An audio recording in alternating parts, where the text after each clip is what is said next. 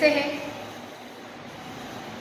मैं सोचती हूँ कि आप सब बरसात का बड़ा मज़ा ले रहे हैं। ये बरसात क्या है? बरसात यानी వర్షాకాలం. వర్షాకాలంలో వర్షాన్ని బాగా ఎంజాయ్ చేస్తున్నారు కదా. మరి మేఘాలు విరిగినప్పుడు గబాలను వెళ్ళి అమ్మని పట్టుకొని భయపడుతూ ఉన్న సందర్భాలు కూడా లేకపోతే. సో ఈరోజు మనం చదువుకునే పాఠం బరస్తే బాదల్. బరస్తే బాదల్. ఇక్కడ బరస్తే హుయే బాదల్, ఇక్కడ హుయే అంతర్లీనంగా ఉంది. బరస్తే బాదల్ అనే పాఠాన్ని కవిత రూపంలో చక్కగా పాడుతూ నేర్చుకుందాం. మీ సౌలభ్యం కోసం తెలుగులో ఇంగ్లీష్లో ఎక్స్ప్లెయిన్ చేయడం జరుగుతుంది. సో बरसते बादल, इस कविता के कवि हैं श्री सुमित्रानंदन पंत. श्री सुमित्रानंदन पंत जी, इनके बारे में जरूर जान लेंगे. पहले कवि परिचय से पहले कविता का उन्मुखीकरण रहता. किसी भी पाठ से पहले उन्मुखीकरण, आपको पूर्व ज्ञान से परिचित कराने के वास्ते उन्मुखीकरण बताया जाता है. यह उन्मुखीकरण में यहाँ पे एक छोटी सी कविता दी गई है. वो है क्या गाती हो किसे बुलाती, बदला दो कोयल रानी, प्यासी धरती देख मांगती, हो क्या मेघों से पानी. यहाँ पे एक कोयल रानी गाती हुई मेघों को बुलाते हुए कुछ मांग रही है. क्या मांग रही है यहाँ पे उन्मुखीकरण की कविता में आपको बताया. देखो, क्या गाती हो किसे बुलाती. कवि पूछ रहा है कि कोयल से क्या गाती हो, किसे बुला रहे हो. बतला दो कोयल रानी. थोड़ा हमें भी मापड़ का सर चपू. प्यासी धरती देख मांगती. प्यास बोले थर्स्टनेस, दप्पिका दाहం. प्यासी धरती देख मांगती. భూమికి దాహం ఏంటి అంటే ఎండాకాలం తర్వాత వర్షాకాలం వస్తుంది కాబట్టి ఎండలకి నెర్రలు పాని భూమి మొత్తం బీజలు వేసి నీటి కోసం తప్పించిపోతూ ఉంటుంది. అలాంటి ప్యాసీ ధరతి దేహ మాంగతి, భూమి కోసం నీటిని ఇవ్వమని గోక్యామే గోసే పాడి. ఈ ఋతువులో స్పెషల్గా కోయిల పూస్తూ ఉంటుంది. ఆ కోయిల పూయడంలో ఉద్దేశం ఏంటంటే, ఆ కవి అంతర్లీనంగా భావం ఏంటి అంటే, కోయిల భూమి కోసం ఆకాశాన్ని మేఘాన్ని వర్షింపచేయమని, భూమి దాహాన్ని తీర్చమని బ్రతిమలాడుతున్నట్టుగా చాలా చక్కగా కవి ఇక్కడ వర్ణించారు. ఇక్కడ మీకు కొన్ని ప్రశ్నలు ఇచ్చారు. మీరు టెక్స్ట్ బుక్ పేజ్ నెంబర్ 1లో చూస్తున్నట్టయితే, मीठे गीत कौन गाती है. मीठे गीत कौन गाती है. कौन गाती है मीठे गीत कौन गाती है. कोयल रानी गाती है. कोयल रानी मीठे गीत गाती है. कोयल किसके लिए पानी मांग रही है. किसके लिए मांग रही है. प्यासी धरती के लिए पानी मांग रही है. बादल प्रकृति की शोभा कैसे बढ़ाते हैं. बादल, बादल माने मेघ. मेघ, मेघ प्रकृति की शोभा कैसे बढ़ाते हैं. ఎందుకు, ఎలా ప్రకృతి యొక్క సౌందర్యాన్ని ఎలా పెంచగలము అంటే వర్షం కురిపించడం ద్వారా. వర్షాలు కురిస్తేనే చక్కగా భూమి మొత్తం పచ్చదనంతో నిండిపోతుంది. మనం ఎవరైనా పెయింట్ వేస్తామా, గ్రీన్ పెయింట్ కాదు కదా, భూమికి పచ్చని రంగేసినట్టు అని ఒక కవి చక్కగా వర్ణించాడు. ఆ పచ్చని రంగు ఎలా వేయగలము అంటే వర్షం కురిసి చక్కటి పంట పొలాలు చెట్లు పెరగడం ద్వారా మాత్రమే భూమి యొక్క సౌందర్యం అనేది పెరుగుతుంది అన్నమాట. ఇక్కడ బాదల్ ప్రకృతికి శోభ కైసే బడాతే హై. బారిష్ దేకర్, వర్షాలు కురిపించి భూమి యొక్క సౌందర్యాన్ని పెంచుతాయి అన్నమాట. ఇది ఉన్ముఖీకరణ. ఓకే, నెక్స్ట్ అసలు ఈ పాఠం మీకు ఎందుకు పెట్టారు, ఉద్దేశ్యం ఏంటి. ఈ పాఠం మీకు పెట్టడంలో ఉన్న ఉద్దేశం ఏంటి అంటే, प्रकृति के प्रति काव्य रचनाओं के प्रोत्साहन के साथ साथ सौंदर्य बोध पाना और मनोरंजन करना.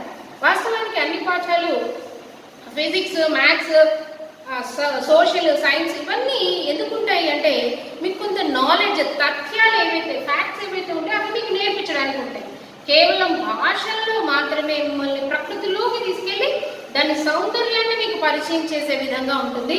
కాకపోతే మనం బాధపడాల్సిన విషయం, చింతించాల్సిన విషయం, ఈ రోజుల్లో పిల్లలకి చెట్ల మీద కవిత రాయండిరా, మేఘాల మీద కవితలు రాయండిరా అంటే రాయలేరు. కానీ పబ్జీలో మెయిన్ వర్డ్ ఏంటిరా అంటే విన్నర్ చికెన్ డిన్నర్ అనడం మాత్రం తెలుసు. ప్రకృతి సౌందర్యాన్ని పెంచాలి, మిమ్మల్ని కవితల వైపు అట్రాక్ట్ చేసుకోవాలనే ఉద్దేశ్యంతో ఈ కవితను మీకు పరిచయం చేయడం జరిగింది. ఓకే, ఇకపోతే विधा विशेष. विधा साहित्य की कई विधाएं होते हैं, जैसे कविता, नाटक, कहानी, ఏకాంకి, ఇలా చాలా ఉంటాయి అన్నమాట. వాటిల్లో ఇప్పుడు यह इस पाठ का विधा विशेष है. यह एक कविता पाठ है. మిమ్మల్ని ఎగ్జామ్లో ఖచ్చితంగా అడుగుతారు, బరస్తే బాదల్ కైసా పాఠ్ హై, किस विधा का पाठ है అని అడిగినప్పుడు आपको पहचानना होगा बरसते बादल कविता का पाठ है అని మీరు గుర్తించాల్సి ఉంటుంది. विधा विशेष बरसते बादल कविता पाठ है. कविता भावनाओं को उदात्त बनाने के साथ साथ सौंदर्य बोध को भी सजाती संवारती है. प्रस्तुत कविता नाद के साथ गेय योग्य है. ఇక్కడ చూడండి, కవిత ఎందుకు మనకి అంటే కవిత భావనాంకో ఉదాత్త బనాతి హై. మనలో ఉన్న ఇంటర్నల్ ఫీలింగ్స్ ని ప్రకృతి వైపు మళ్లించి ఉదాత్త భావనాంకో బనానేకే సాథ్ సాథ్ వాటిని మేల్కొల్పడంతో పాటు సౌందర్య బోధకో భీ సజాతి సవార్తి హై. మనలో ఉన్న సౌందర్యానుభూతిని కూడా ఇంకాస్త మెరుగులు దిద్దే ప్రయత్నం చేస్తూ చక్కటి పదాలతో కవిత అనేది, మామూలు బయట చూస్తుంటే వర్షం పడుతుంది లేకపోతే మెరుపులు మెరుస్తున్నాయి అని జనరల్గా చెప్పుకోవడం వేరు.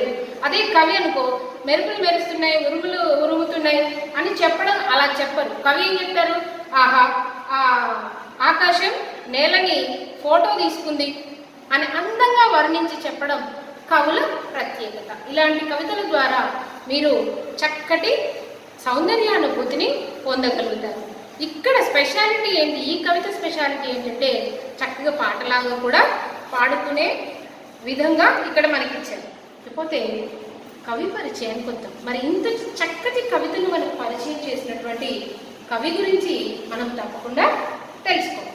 మరి ఈ కవి ఎవరు, వీరి జీవితకాలం ఏంటి, మీకు ఈజీగా గుర్తుండేలాగా నేను చెప్తాను, వినండి. ఎవరు అనుకున్నాము, बरसते बादल कविता के कवि है श्री सुमित्रानंदन पंत जी. श्री सुमित्रानंदन पंत जी ये प्रकृति के बेजोड़ कवि माने जाते हैं. प्रकृति के बेजोड़ कवि माने जाते हैं. बेजोड़ అంటే जिसका कोई जोड़ी ना हो, వారిని మించి ఇంకొకళ్ళు ప్రకృతి వర్ణన చేయలేనంత గొప్ప కవి సుమిత్రానందన్ పంత్.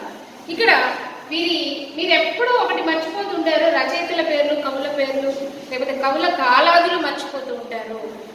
ఈజీగా గుర్తుపెట్టుకోవడం కోసం నేను మీకు ఒక విషయం చెప్తాను, టిప్ ఇది.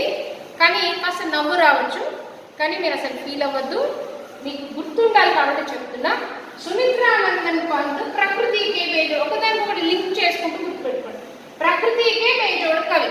చూడండి, ఇది రాసిన పాఠం ఏంటంటే ప్రకృతి, బరస్తే బాదల్ ప్రకృతికి సంబంధించిందే కదా. ఓకే, ఇక్కడ ఈయన ప్రకృతికే బేజోడ్ कवि सुमित्रानंदन पंत जी का जन्म 1900 में कब हुआ? 1900 में अल्मोड़ा नामक गांव में हुआ. कहाँ हुआ? अल्मोड़ा नामक गांव में हुआ. इन्होंने कई रचनाएं की. इनकी साहित्य लेखन के लिए इन्हें सोवियत अकादमी, साहित्य अकादमी, सोवियत रूस और ज्ञानपीठ पुरस्कार दिया गया. इनकी प्रमुख रचनाएं हैं वीणा, ग्रंथि, पल्लव, ग्राम, लोकायतन, गुंजन, ये सभी जो है इनकी प्रमुख रचनाएं हैं. ఈజీగా గుర్తుపెట్టుకోవడానికి ఒక టిప్ చెప్తున్నాను, ఒకసారి గుర్తుపెట్టుకోండి. इनकी मृत्यु जो है 1977 में हुई. इनकी मृत्यु जो है 1977 में. ఇందాక నుంచి టిప్ చెప్తా టిప్ చెప్తాను అని ఇంతవరకు చెప్పలేదు కదా, ఇప్పుడు చెప్తాను వినండి. ఈయన ప్రకృతికే బేజోడు కవి. ఈయన ఎంత సుకుమారమైన కవి అంటే, వీళ్ళింటి ముందు తోటలోని పూలు ఎవరైనా తెంపితే ఆ పూలు తెంపినందుకు ఈయన ఏడ్చేవాడట, అంత సుకుమారమైన కవి. సో ఇక్కడ ఏం చేసేవాడు ఈయన? పూలు తెంపితే ఏం చేసేవాడు చెప్పండి? ఏడ్చేవాడు కదా. ఇప్పుడు చూద్దాం మీకు ఈజీగా చెప్పడం కోసం. సుమిత్రానందన్ పంతుజీ 1900 ఇక్కడ ఈ రెండు కళ్ళు అనుకోండి. ఈ రెండు కళ్ళు 1900 యాక్సిస్ పెట్టుకొని ఏం చేసేవాడు? పూలు తెంపితే ఏడ్చేవాడు. ఎన్ని కళ్ళు ఉన్నాయి? రెండు సార్లు ఏడ్చేవాడు. చూడండి, పంతుజీ का निधन 1977 में हुआ. सो यहाँ पे निधन हुआ, मृत्यु हुई. निधन पुल्लिंग, मृत्यु स्त्रीलिंग, इसे याद रख लीजिएगा. और चलो विषय प्रवेश की ओर चलते हैं. विषय प्रवेश is nothing but introduction to the lesson. पाठ से पहले इंट्रोडक्शन. यहाँ पे दिया गया है वर्षा ऋतु हमेशा सबकी प्रिय ऋतु रही. वर्षा के समय प्रकृति की सुंदरता देखने लायक होती है. पशु पक्षी, पेड़ पौधे और मनुष्य खुशी से झूम उठते हैं. सौंदर्य का वर्णन यहाँ पे प्रस्तुत किया गया है. सुमित्रानंदन पंत जी ने प्रकृति सौंदर्य का वर्णन यहाँ पे इस कविता में बताया. पहले विषय प्रवेश में वर्षा ऋतु हमेशा सबके लिए प्रिय ऋतु रही. మనం ఒకటి గమనించాలి, ఋతువులు 6, మాసాలు 12, నెలలు కూడా 12. నెలలకి మాసాలకి డిఫరెన్స్ ఏంటో తెలుసు కదా. మీకు తెలిసిన 2 మాసాల పేర్లు చెప్పనా? ఆషాఢం, శ్రావణం బంపర్ సేల్. ఈ మాత్రం ఫ్లెక్సీలు అక్కడిక్కడ కనిపిస్తూ ఉంటాయి కాబట్టి ఆ 2 మాసాలు మాత్రం పర్ఫెక్ట్గా తెలుసు మనకి. ఆషాఢ శ్రావణ మాసాల్లో వచ్చే ఋతువు మనకి వర్ష ఋతువు. ఈ వర్ష ఋతువు గురించి వర్ణన మనకి ఇక్కడ వర్ణించడం జరిగింది. వర్షం వస్తే చాలు చిన్నవాళ్ళు పెద్దవాళ్ళు మనుషులే కాదు, పశువులు పక్షులు భూమి సమస్త ప్రకృతి పరవశానికి లోనవుతుంది. ఆ పరవశాన్ని, ప్రకృతి సౌందర్యాన్ని కవి సుమిత్రానందన్ పంతుజీ చాలా చక్కగా ఈ కవిత ద్వారా వర్ణించారు. మరి ఆలస్యం ఎందుకు, వెళ్ళిపోదామా లెసన్లోకి. టెక్స్ట్ బుక్ తీసుకుని ఎలా చదువుతున్నానో ఫస్ట్ వినండి, ప్రొనౌన్సియేట్ ఎలా చేస్తున్నానో వినండి. ఆ తర్వాత ఆ ఫింగర్ పట్టి ఆ ప్రతి పదం దగ్గర వేలు పట్టి గమనించండి. వేలు కావాలి, పెన్సిల్ పెన్ను తీసుకోండి. ఓకే.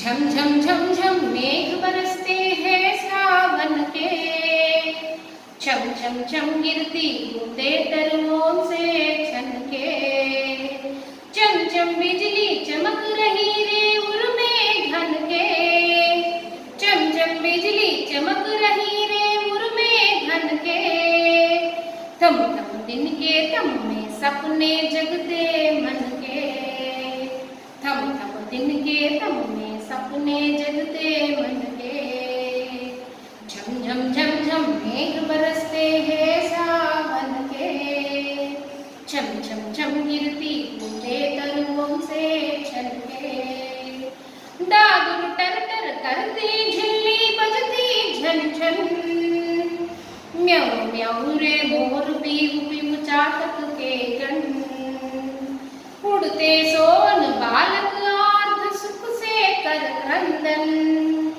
उड़ते सोन बालक आर्त सुख से कर क्रंदन, घुमड़ घुमड़ गिर में गगन में भरते गर्जन, घुमड़ घुमड़ गिर में गगन में भरते गर्जन, झम झम झम झम मेघ बरसते हैं सावन के, छम छम छम गिरती बूंदे तरुओं से छलके,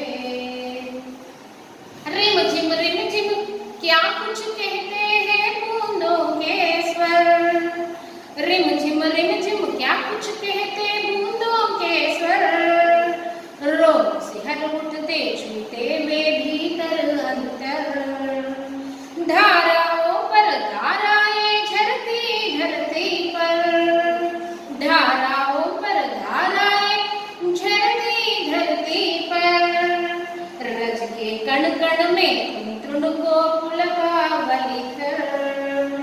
ब्रज के कण कण में तृण गोकुल का बलिधर। झम झम झम झम मेघ बरसते हैं सावन के, झम झम झम गिरती बूंदे तरुओं से छलके। पकड़वार की धार झूलता है मेरा मन, आओ रे सब मुझे घेर कर गाओ सावन। पकड़वार की धार झूलता है मेरा मन, आओ रे सब मुझे घेर कर गाओ सावन। इंद्रधनुष के झूले में झूले मिल सब जन, इंद्रधनुष के झूले में झूले मिल सब जन। फिर आए जीवन में सावन मन भावन, फिर आए जीवन में सावन मन भावन। झम झम झम झम मेघ बरसते हैं सावन के, छम छम छम गिरती बूंदे तरुओं से छलके। छम छम छम गिरती बूंदे तरुओं से छलके, तरुओं से छलके। बच्चों कैसा लगा? अच्छा लगा है ना गीत?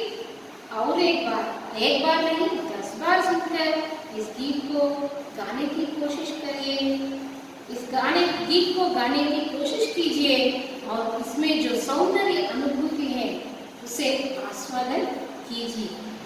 अच्छा लगा ना? तो बिना अर्थ जाने ही आपको अच्छा लगा అంటే దీని అర్థం తెలియకుండానే మీకు నచ్చేసింది కదా ఈ ఆట.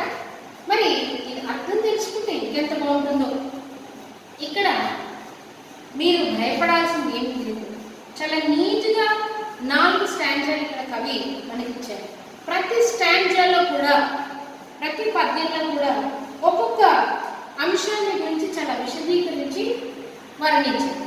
ఇక్కడ చూస్తే మనకి ఫస్ట్ ఝం ఝం ఝం ఝం మేఘ బరస్తే, ఆకాశంలో మేఘాలు ఎలా వర్షిస్తున్నాయి, ఆ వర్షాలు భూమిని ఎలా చేరుతున్నాయి, ఈ ప్రకృతి వర్ణనని ఫస్ట్ స్టాంజాలో వర్షం ఆకాశం నుంచి మేఘాల నుంచి ఎలా భూమిని చేరుతుంది అనేది ఫస్ట్ స్టాంజాలో వర్ణిస్తే, రెండవ స్టాంజాలో మొత్తం జంతువుల గురించి జీవుల గురించి ఇక్కడ వర్ణించడం జరిగింది.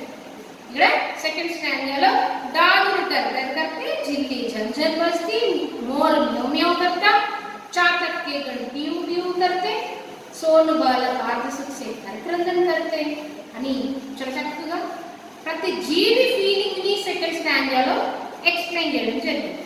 ఇక రిమ్షిమ్ రిమ్షిమ్ క్యా కుచ్ కహతే బూందో కే సే, ఆ వర్షం నేలను తాకడం ఫస్ట్ స్టాంజా, జీవుల response second stanza, third stanza మనల్ని తాకితే మన ఫీలింగ్స్, మనల్ని తాకితే మన ఫీలింగ్స్ ఏంటి అని ఆ భూమిని చేరి ఎలా ప్రవహిస్తుంది అనేది థర్డ్ స్టాంజాలో చక్కగా ప్రకృతిని రమణీయతను వర్ణించడం జరిగింది. ఇక ఫోర్త్ స్టాంజాలో ఏంటి అంటే ఈ నీటిని చూసి మన ఫీలింగ్ ఏంటి. మళ్ళీ మళ్ళీ సావన్, శ్రావణ మాసం, సావన్ అంటే శ్రావణ మాసం, సావన్ ఇందులో కూడా పాట ఉంటుంది, సావన్ కా మహీనా పవన్ కర్ చోర అని చాలా చక్కటి పాట ఉంటుంది. సావన్ కా మహీనా ఏం లేదు, శ్రావణం. శ్రావణం అనేది తత్సం శబ్దం అయితే సావన్ అనేది తద్భవ శబ్దం. ఈ తత్సం తద్భవ శబ్దం భయపడకండి, ముందు ముందు నేను ఎక్స్ప్లెయిన్ చేస్తాను, భయపడాల్సిన అవసరం ఏం లేదు. ఇదే మళ్ళీ మళ్ళీ సావన్ కా మహీనా అంటే శ్రావణ మాసం, వర్షంతో మళ్ళీ మళ్ళీ మన జీవితంలో రావాలని చాలా చక్కగా కోరుకున్నాడు కవి. ప్రతి స్టాంజా నేను ఎక్స్ప్లెయిన్ చేస్తాను, మీరు భయపడకుండా ఉండడం కోసం సింపుల్గా నేను ముందు సారాంశాన్ని మీకు తెలుగులో ఎక్స్ప్లెయిన్ చేయడం జరిగింది. ప్రతి పదం మళ్ళీ మీకు చెప్తాను.